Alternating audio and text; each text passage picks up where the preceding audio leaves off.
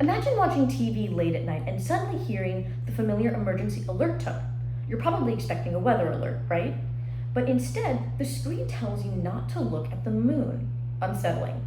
Nothing has jumped out at you yet, but an ordinary broadcast has suddenly made you question whether something as familiar as the night sky can truly be trusted. This feeling of distrust is central to analog horror.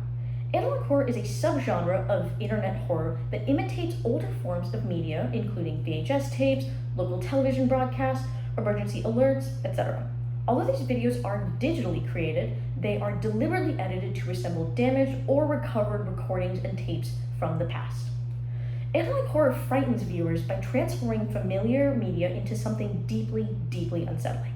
It accomplishes this in three main ways: by making fictional recordings appear authentic, withholding information to create uncertainty, and distorting human features to produce uncanny effects in the audience. The first way analog horror creates fear is by making fictional recordings appear authentic.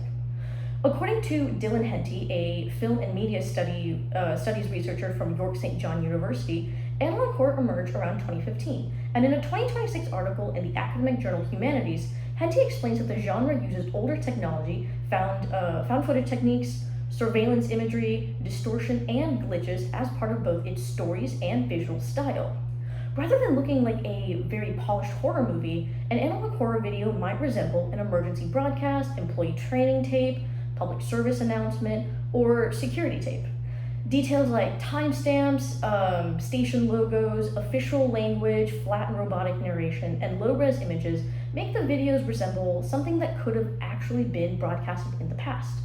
Static and damaged footage strengthen this illusion, and according to media scholar Kathleen Williams in a 2025 article in Television and New Media, static once dictated an actual failure in television broadcasting, but horror now uses it to evoke technological past and create authenticity within fictional histories.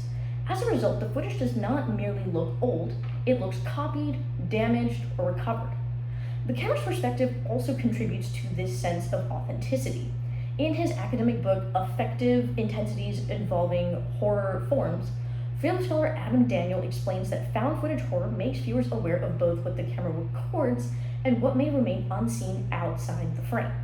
When the camera appears to be a witness rather than a storyteller, the footage begins to feel more like evidence than fiction. And now that we have seen how analog horror makes fictional recordings feel authentic, we can examine its second technique: using incomplete information to create uncertainty. Analog horror narratives are often fragmented across disconnected tapes. Corrupted captions, partial warnings, unexplained symbols, and images that vanish before viewers can understand or process them. The audience has to reconstruct the story and decide which recordings or speakers can be trusted. According to R. Nicholas Carlton, a psychology professor and registered clinical psychologist, whose research includes intolerances of uncertainty, fear of the unknown may be one of the fundamental features underlying anxiety. A 2016 review in the Journal of Anxiety Disorders helps explain why an undefined threat can be so disturbing. An analog horror video might establish that some kind of creature exists without explaining where it came from, what it can do, or where it currently is.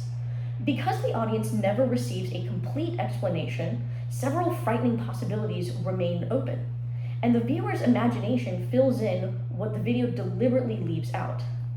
Experimental research also suggests that uncertainty can intensify our anticipation of a threat. A 2018 study led by psychology researcher Ken Bennett and published in Psychophysiology found that anticipating a threat at uncertain times generally produces a stronger startle response than anticipating a predictable threat.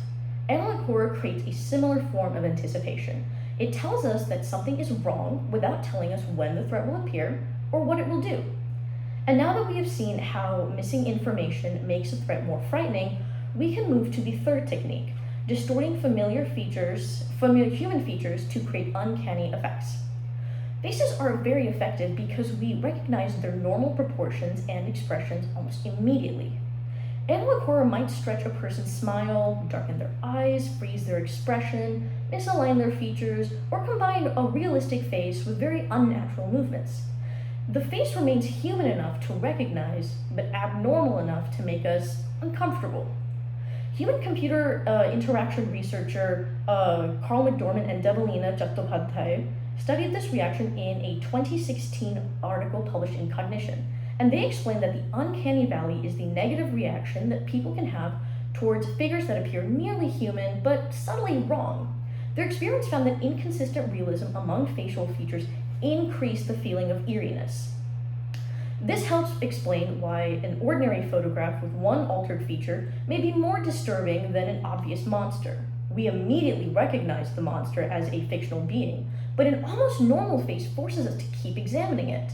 We know something is wrong, even if we cannot immediately identify what it is.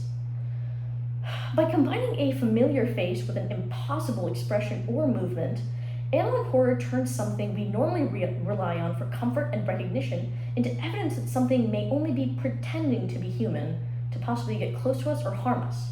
In conclusion, these are the 3 techniques analog horror uses to transform familiar media into something deeply frightening.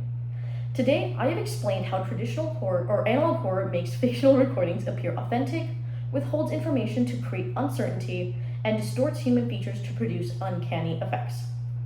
That is why a warning screen, a missing piece of footage, or an almost human smile can make us afraid to keep watching, and even more afraid to look away.